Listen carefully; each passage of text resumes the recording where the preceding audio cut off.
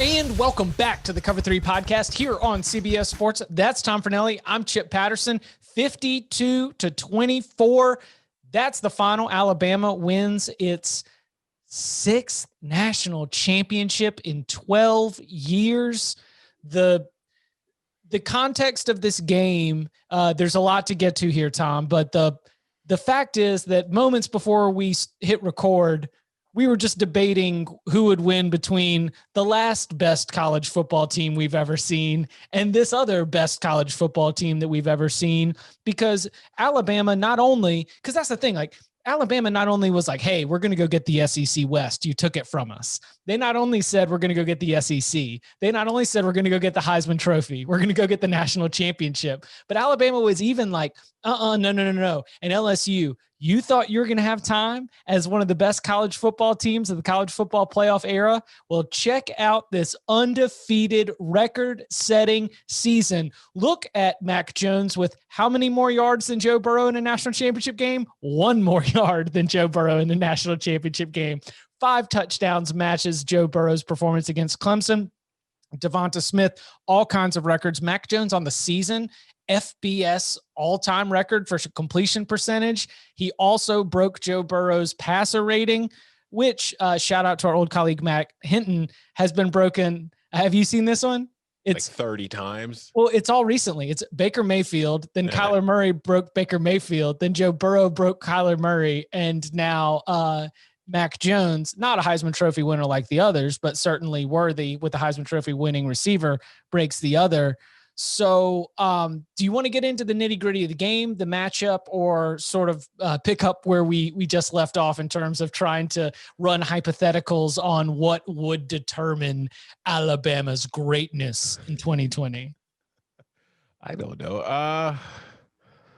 I mean, if we can continue the greatest team debate, I know how you feel. I know how I feel. You're wrong. I'm right. You're wrong. I mean, I'm telling you, the key is we just take the under 89.5. It's Alabama minus 3.5. Total is set at 89.5, and that's too many dadgum points. I don't know how the stops are coming, but we'll find them somewhere. I mean, this Ohio State team had opportunities to make this game close. This was a 2-score game midway through the third quarter. I noted this in my write-up for CBSSports.com, but Ryan Day punted from plus territory when it was 14-7. Ryan Day had opportunities to be a little bit more aggressive with the play calling near the end of the second quarter. You know, there were just some spots where I think that the Buckeyes could have closed the gap a little bit more, and it just, you know, they didn't catch any breaks. Trey Sermon leaves the game with an injury on the very first drive. You're missing 2 starting defensive linemen, we presume, because of COVID. We know your starting kicker is out because of COVID. I don't walk away from this disappointed with the Buckeyes or Justin Fields even individually, though he did not have a great game. 17 for 33 passing for 194 yards. He is the team's leading rusher with 67 yards, 33 of them on one long run. I think that Ohio State played pretty well. I think that Ohio State was probably the second best team in the country, and Alabama still thumped them in this game. Yeah, I feel like as far as Ryan Day's play calling and decisions, I was not a fan of that original decision to punt early in the game, but Baron Browning bailed him out with that strip sack that set up the touchdown to tie it. And then I really do feel like the game ended when they kicked the field goal. Oh, that's right. And the field goal try when you were at the 6-yard line, right? Wasn't it 6-yard line, 4th and goal?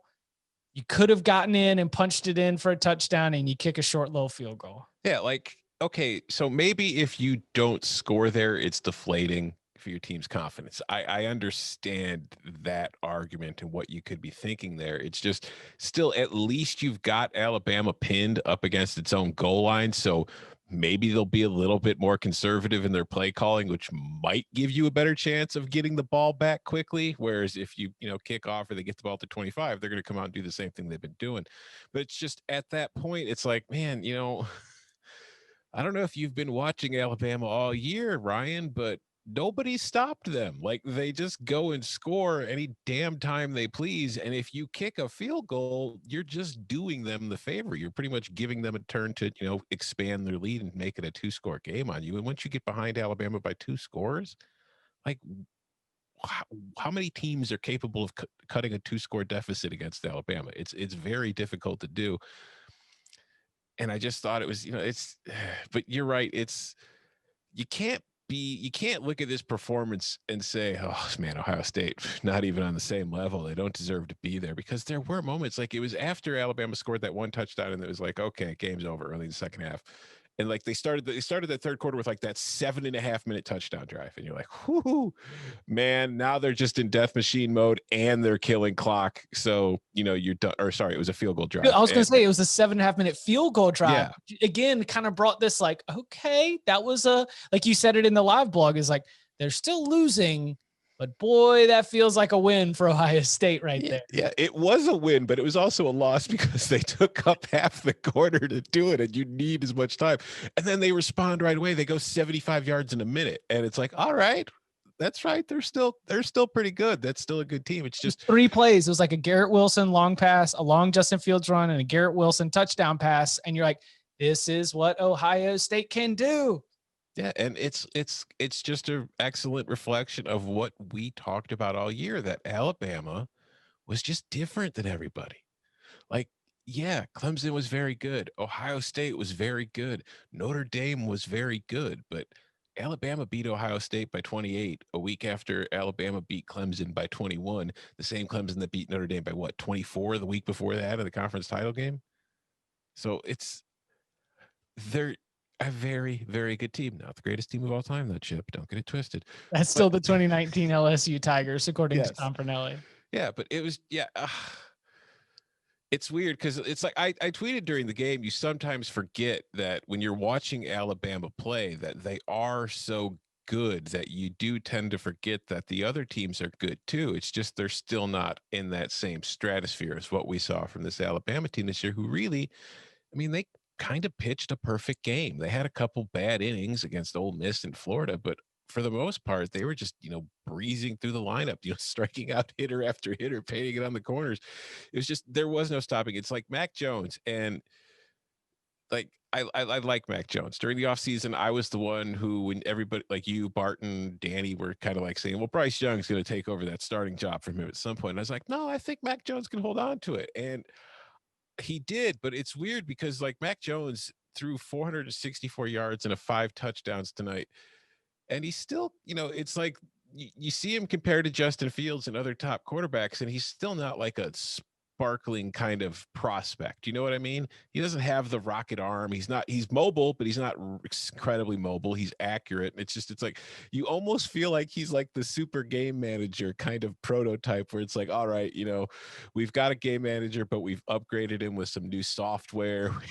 We've modernized him a bit, and now he's even better than ever before. So I don't know. It's just, I don't even know what I'm trying to say at this point. It's just everywhere you look on that field, when Alabama's on there, they're basically better than the team that they're lining up with, except at the quarterback position tonight, where I feel like Ohio State had the better quarterback, but it didn't matter because Alabama's just that much better everywhere else. But some of it also was, I don't know if it was schematic or if it was like a mental advantage, but like when Slade Bolden is beating you to the corner. Dude, what was Shaun Wade doing on that play? Like that game, like throughout, like not a great Shaun Wade game at all. Like the way I figure his confidence after getting torn apart by Devonta Smith all night had to just be at an extreme low, because like he was just kind of jogging across as Slade Bolden went in motion following him. And then even after Bolden got the ball and was racing to the corner, it didn't really seem like Shaun Wade was going all out to beat him there. You know what I mean? Yes. I just 100%. I mean, he was thinking, he was like, man, I should have opted out like Micah did. Yeah. That was just not a great night for Shaun Wade's draft stock, I don't think. No, not a great night for Shaun Wade's draft stock at all. And it was so funny. You're thinking about the software upgrade on the game manager. And I don't have a good Sark impression yet, so I'm not going to do the voice. But trust me, he's the Texas head coach. We'll get enough that I'll get in there. But he's like, I could just imagine the pitch to Nick Saban. And maybe it was Lane that made the pitch that was like, is just imagine your Greg McElroy, your AJ McCarron. Now what we're going to do is we're going to upgrade everything else. And we're going to put in a system where instead of throwing bootlegs, we're throwing screen passes and flare screens. And we're having RPOs to get matchup advantages. So it's a 2-on-2 on the perimeter. And when you're better on the perimeter than their perimeter players, you're going to end up doing some damage right there.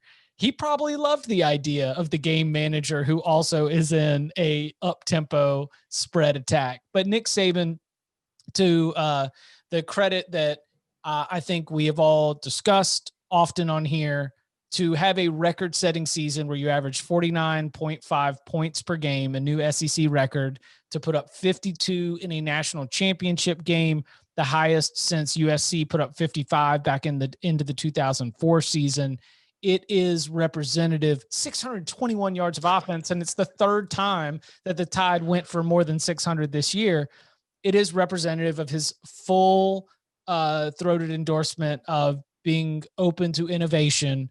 And when the greatest coach of all time is open to innovation and changing his mind, I mean, as long as he wants to do it, it's a wrap, man. Like he's not going to win all the national championships and he's not going to win all the games. And for record, this is only the second undefeated Alabama national championship team. So Alabama can lose, yes, but I just, even with Steve Sarkisian leaving and reports of general manager aficionado Bill O'Brien coming in to be his replacement as the new OC, I mean, I still think that Alabama's probably going to be able to have Bryce Young step in there, have Brian Robinson step in there, have Jaleel Billingsley, who I think had a great end of the season. He's going to come into next year being a big weapon. I just don't see the Alabama explosive offense is something that I think continues even into 21 and maybe even beyond. Yeah, this is just going to be the way it looks from now on. I mean, whoever the offensive coordinator is, as long as the talent's there and as long as the scheme is similar, like some wrinkles might look different, might be different players stepping up, but this is just the new reality. If you're in the SEC and you're trying to beat Alabama, you're going to have to score 45, 50 points to do it. And you mentioned it too, because this is only the second time Saban has gone undefeated, which is one of those facts that I always bring up when it's like I try to point out how difficult it is for any team to get through a season undefeated. But what's even more remarkable and does help your argument about Alabama being the best team ever is that the second time Saban went undefeated was in the year he had to play a 10-game SEC schedule. So no wonder he's been the lone SEC coach all these years who's not afraid to play a 9-game conference schedule and has actually argued for it because he's like, I'll beat whoever the hell the 9th team is too. I don't care. So yeah, it's a remarkable season. It's a remarkable team. And Devonta Smith had the over 138.5 receiving yards before halftime, Chip. He had 215. He didn't play in the second half. He was 6 yards shy of adding on to my 2020 versus 2019 because Jamar Chase has the championship game receiving record with 221 against Clemson. You just need one more catch, and we could have done the full Alabama sweep of erasing them from history. Like that's what we're doing. We're coming in there. We're just knocking them all out. Let's play this hypothetical. Devonta never dislocates his finger. What's the final score of this game? Alabama gets 2 more touchdowns. I think so. 66-24. Maybe he's Ohio State gets yards. Yeah. He definitely hits 300. Like Nick Saban even had that as a quote in post game. He said something real folksy, like his West Virginia came out and he probably said something like, well, golly, heavens, who knows what he could have done if he played a whole game. That was just incredible what he did there. Naji Harris, the juggernaut or no? Because how many times during this game was Naji Harris stopped in the backfield and then gained 7 or 8 yards anyway? Oh, his yards after contact was incredible. And it happens on the passes too. So he finished with a beautifully symmetrical 79 rushing, 79 passing with 3 total touchdowns in the game. And even like it's like screen pass stopped, but he ends up getting 7 yards, rushing stopped, but he ends up getting 4 or 5 yards. Like he finishes rushing at only 3.6 yards per carry with no breakaway runs, no runs of longer than 13 yards. But it was still so freaking impressive because of how physical it is. And he was just so physically imposing all season. I will miss watching him in college football, but he's already been playing at a pro level, and I feel like he's going to step in. He's going to step in and not be like he's not going to be in any type of Alabama back before him, just because I think his skill set's kind of unique. But I just have a lot of faith that he is going to make his way and continue to be this workhorse and probably a little bit underrated or a little bit overlooked, even at the next level. I mean, we're going to know his name, but Naji Harris was the third build superstar on this team. He's probably going to be the third or fourth offensive weapon on an NFL team. And I will absolutely be rooting for him and believe that he's going to find ways to make it to the end zone and get yards no matter what's happening. Yeah, as I was watching him tonight, I couldn't help but think of Brian Kelly's comments after the semifinal loss, when he got mad at Dennis for the question he asked. And he's like, every time I watch Alabama, I'm pretty sure every team they're playing, I'm seeing guys bounce off of tackles and everybody that plays them is losing by 28. I don't know why it's just a Notre Dame thing all of a sudden. And I'm watching tonight. It's like, yeah, no, Brian Kelly's pretty right, because that's just what happens to anybody that plays Alabama, because that's an Ohio State defense. Like we talked about it during the preview show earlier this week. We talked about it on HQ before the game started. This was a defense that came into tonight like, yeah, it had problems in the secondary, and that was considered the weakness, but it was considered a good run defense. It was, for the most part, front seven considered a good tackling defense. Not tonight. But again, 22 carries for 79 yards for Naji Harris. You would take that. Yes.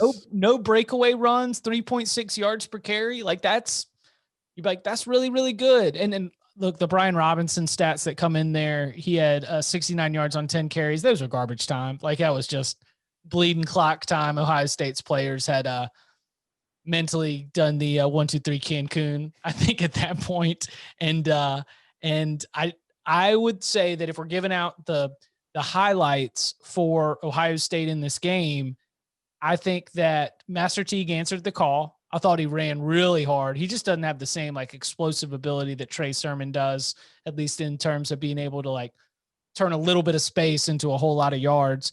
And I do think that Ohio State's run defense, even down to starting defensive linemen, I still think that they did a decent job on Naji Harris. It's just still found ways to get his, especially through the passing game as well, as he totaled, 7 catches, 79 yards and a score, including a 26-yard score in there.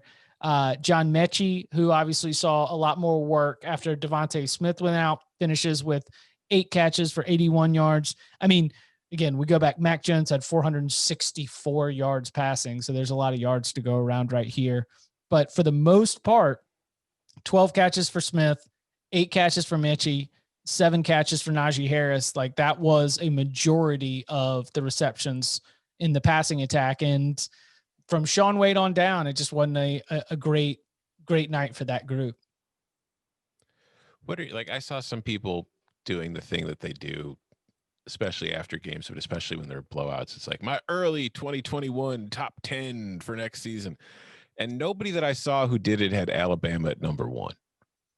Like I saw Georgia at number 1 in some of them, and I saw like Alabama 2, Clemson at 3, and I'm sitting there thinking, what the hell are you people talking about? How is Alabama not the number 1 team to start next season? I know Mac Jones is gone, and I know a lot of these players are gone, but how many players did this team lose every single year? So shout out to Coca, who came in the clutch. Odds to win the 2022 college football playoff from our good friends at William Hill, and Bill Hill knows what's up. Alabama is the favorite, plus 300. Clemson at plus 400. Everyone's offseason darling, including mine. Oklahoma checking in at number 3 on the board at plus 750, along with Ohio State. at plus 750. Then we take a big dip down into Georgia, Notre Dame, Texas A&M, and then your long shots, Iowa State, Florida, and Texas. Oklahoma fans, I'm apologizing to you now. It is not personal, but like you just said, Chip, there's going to be so much Oklahoma love all offseason that by the time the season starts, I am going to be hating so hard and pushing back so hard on Oklahoma. I'll be like, nah, they'll probably lose 3 games. I don't believe it. Lincoln Riley's got his eyes on the NFL. They're distracted, you know. Hey, listen, our audience can understand the economy of takes, and that when we dig ourselves into these positions, like I even feel like I said it on the preview show. I said, listen, I'm kind of stuck with Alabama minus the points. I mean, they won, so I guess I could say, like, oh my gosh, I'm a genius. But it was very much one of those things where I was like, I think Alabama's going to win. I feel really, really good about it. I think they're going to win this game handily. I think it's going to be kind of wire to wire. It's a lot of points to ask them to cover 8.5, but whatever. We'll just, stick with it. In the economy of takes, sometimes you've got to short a stock and you got to be like, no, I do not believe that. And I definitely don't believe it as strongly as other people believe it.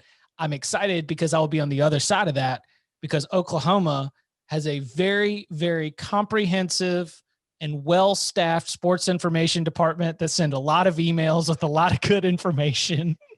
So I will be locked and loaded with all the facts and stats and bios that we need to throw coal onto the engine to get this Boomer Sooner Schooner hype train going all the way through the off season. I will be there. I will be there leading it for sure. I will, I know I just kind of went on Oklahoma, but I think now if we look to next year, because they have the same odds as Ohio State, I do like Oklahoma's odds next year better than Ohio State's, because it's like I look at Alabama and I see all the players that they're replacing, and I'm still confident that, especially with like Bryce Young waiting in the wings and everything else that they have waiting in the wings, they're going to be just fine. I think Clemson, even having to replace Trevor Lawrence, we saw DJ Uiagalelei. I'm confident that he might not be Trevor Lawrence, but he's probably going to be pretty good. And hell, he might be better. Who knows? So they're still going to be pretty good. I'm confident Oklahoma with Spencer Rattler coming back is still going to be Oklahoma. And it's going to be pretty good. I think Georgia with JT Daniels for a full season might, deliver on some of the promise, or it'll just tease us again like it always does. Who knows? But with Justin Fields leaving Ohio State, not as confident that Ohio State's going to be going into 2021 as highly ranked in my mind as they might be in others. And I also think some of it too is because Ryan Day, his first 2 seasons at Ohio State have obviously been amazing. Mm-hmm. He's been to the playoff 2 years, both times he's been there. Same kind of deal as Lincoln Riley, except the difference is he's won a game. But now that Justin Fields is gone, I think we're really going to find out what Ryan Day's program is, because it will be year 3 of post-Urban and bringing that talent in and developing that talent and seeing how that goes. So I feel like next year is going to be a very interesting season for Ohio State. And I don't know who their quarterback is going to be. I know they got a freshman coming in this year who is highly rated. They've got another couple highly rated guys on the depth chart behind Justin Fields, and they're going to have a competition going into the spring, and it's going to be open for whoever wins the job. I don't think there's like a clear-cut front runner. So it's going to be an interesting situation to watch in Columbus. I still think they'll obviously be the Big Ten favorite, but I also think they're going to be like the Big Ten favorite in a year in which they might be 10-2. You know what I mean? Oh, the Ohio State treatment of like, yeah, you're better than everyone in the Big Ten, but are you that good? Yeah. Like, it's just like permanently this bubble that Ohio State has to shake. I will say we had discussion in the offseason when, and watch us on youtube.com/cover3. You will see that a big time shout out to Barton Simmons is being made as you rock the Anchor Down Vanderbilt hoodie here as we record. But when we were saying, would it make a difference if Ohio State had won the national championship in the year that it was ineligible, and when it went undefeated, and we talked about one of its national championships also was the Miami one. So how do you consider that? It was a very interesting listener question from the mailbag. Reminder, 5 stars, leave a review, put a question in there. We will be doing mailbags on a weekly basis throughout the off season. Is it a fair argument that Ohio State should have more national championships.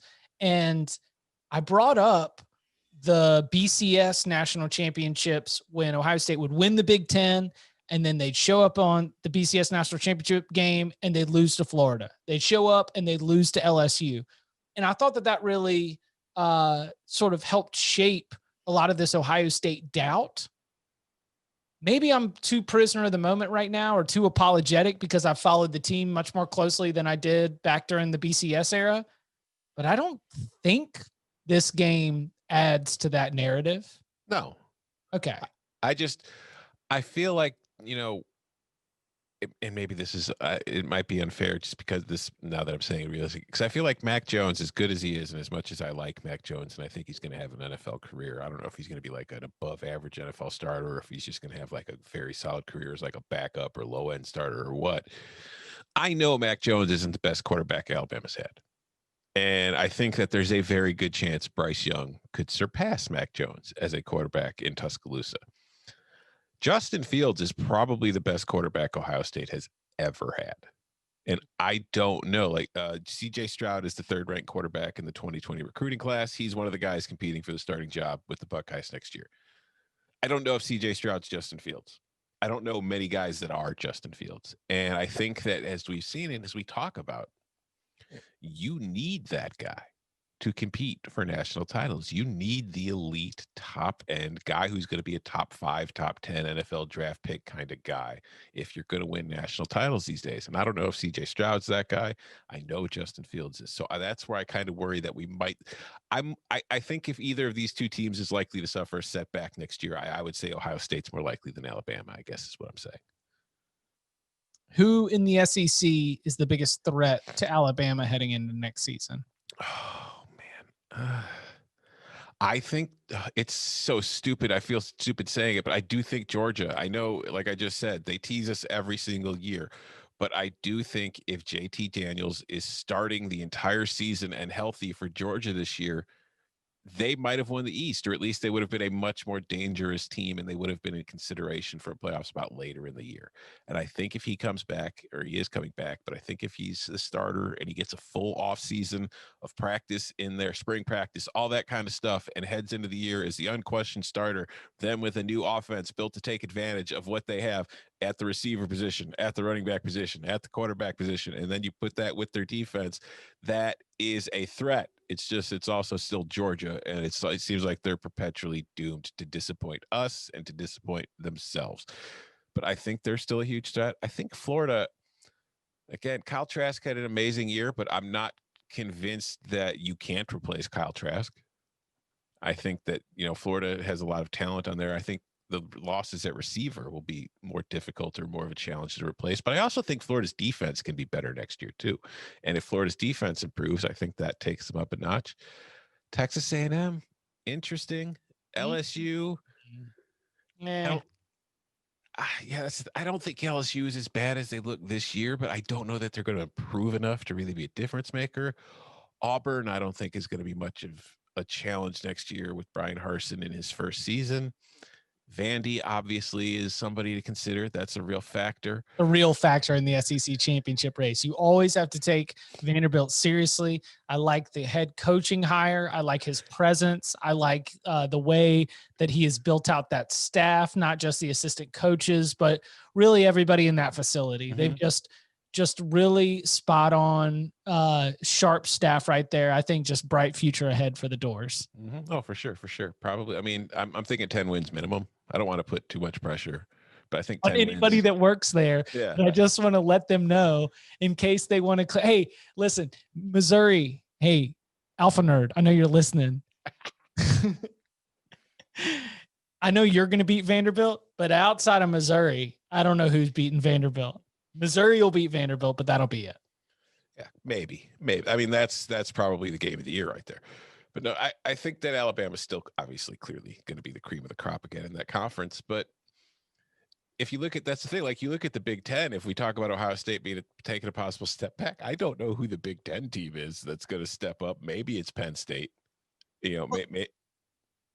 I just don't feel good about any Big Ten team. No, I know. That's kind of the feeling I have going into next year, whereas a lot lately in the most recent years, I've had confidence in the Big Ten being pretty good.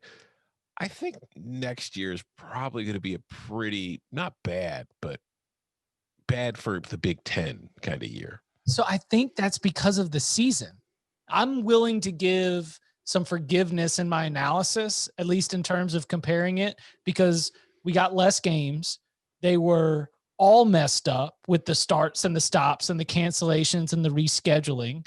I got to put myself in the position of the players and the coaches in terms of getting jerked around between August and September and what that must have done for your preparation, not only physically, not only with practices, but also just kind of understanding what you had to do, then getting rushed into the season. I think that I am down on the Big Ten in part because the games looked bad. And I think the games looked bad in part because of how jacked up of a season it was for them. Fair. And I think that is probably definitely playing a role in my feeling of the conference. It's just, I don't know, maybe next year's the year Pac-12 finally gets a team in the playoff again. I don't feel great about any Pac-12 teams either. No. No. We'll probably have 2 SEC teams in the playoff next year, or 2 ACC teams, or maybe Notre Dame gets back as an independent. I don't know. Hey, with Matt Campbell doubling down on Iowa State and Charlie Kolar coming back, I mean, we could see something a little bit spicy going on. So I wish for nothing but full health for Derek King in his return. We've also got Alabama, Miami to open the season. You've got that Ohio State, Oregon game that we thought we were going to get this season will be next season. And Georgia, Clemson to kick off the year in the Duke's Mayo Kickoff Classic. Catch me, man. I hope this is manifestation right here. I want to be double vaccinated, covered in mayo, midfield, Bank of America Stadium for the coin toss between Georgia and Clemson. When did Duke's Mayo, like, at what meeting was it where somebody was like, you know what, this is the time. Now is when we strike. Now is when we make the college football sponsorship push. Like, I mean, what does, as a mayonnaise company, as a mayonnaise producer and manufacturer, like, what do you have to gain? Like, are you really going to make that kind of a push into the market share? Like, oh, look out, Hellman's. Duke's Mayo sponsors a bowl game now. I think it was a right place, right time scenario, like retail malls are down, closing up shop. Much love to modern Southern style, but Belk was like, I don't know if we can do it anymore. And Duke's Mayonnaise was like, I can tell you that in the North Carolina, South Carolina, Tennessee, and Georgia greater area, those BLTs have Duke's Mayo on them. So that's the thing. Like, I'm waiting for Duke's to make like its Midwestern push, because I mean, I haven't been to a grocery store in a while, but the last few times I've been in a grocery store, I haven't seen any Dukes up here. So it's like, are you guys going to follow through and try to push into new markets? Are you just trying to dominate that little regional spot? This is our mayonnaise recap pod. Yeah, it's an ACC. Well, the Duke's Mayo Kickoff Classic is an ACC SEC like tied in thing, and the Duke's Mayo Bowl isn't always ACC SEC, but it has been this year. Big Ten, obviously in there with Wisconsin, but I've got some friends around there. Maybe I'll see if I can get you some Duke's Mayo. Maybe I'm just mad because I'm like apparently the only college football media member who did not get a free Duke's Mayo Bowl T-shirt. I saw. Oh, I didn't get one. Well, what the hell? It's okay. I can be bought. Let's be clear. It's fair. All right. Any lasting notes from the pad about tonight or the college football playoff in general? As we're going to really do a more in-depth look into the 2021 season on Wednesday's show. Thursday, we'll have a mailbag. Again, 5 stars, leave a review, put your mailbag question in there. We will tackle that on Thursday. So anything else from the playoff you want to make sure we highlight? No, but I do want to just say, like, any player, coach, staff member, medical staff member, whoever might be listening, thank you for everything that you had to do this year to get this season played, because I'm still not 100% convinced that this was a season that should have been played, like morally or ethically or whatever, however you want to look at it from that point. But I'm glad it was. I'm glad that it provided the distraction. I'm glad there were no major disasters. I'm glad everybody got through okay for the most part. And I'm glad that we were able to see the conclusion of it tonight. And I appreciate the sacrifices that all of you made to help make sure that it did happen. Players didn't see their families for months, didn't go home, had to get tested all the time. A big part of the pitch on amateurism, some may call it the amateurism sham, Shamateurism is the idea that the value of the education is also in the educational experience and in having the opportunity to be on a college campus and live life as a college student, that is part of the deal between this free labor that you're providing for the entire ecosystem. And that just didn't exist. Students were on campus or in college towns, but you sure weren't allowed to hang out with them. And you certainly were not encouraged to do any of the fun things that you and I associate from our experience on a college campus. Because I agree, like there is some value and you can have a great, growth experience from that. None of that existed for these college football players that were doing everything they could just to be able to get through the season. So I like that. I like that as a good note to end on. Good stuff. You can follow him on Twitter at Tom Fornelli. You can follow me at Chip_Patterson. Again, back on Wednesday with a early look ahead to 2021. Mailbag on Thursday. Tom, thank you very much. Thank you.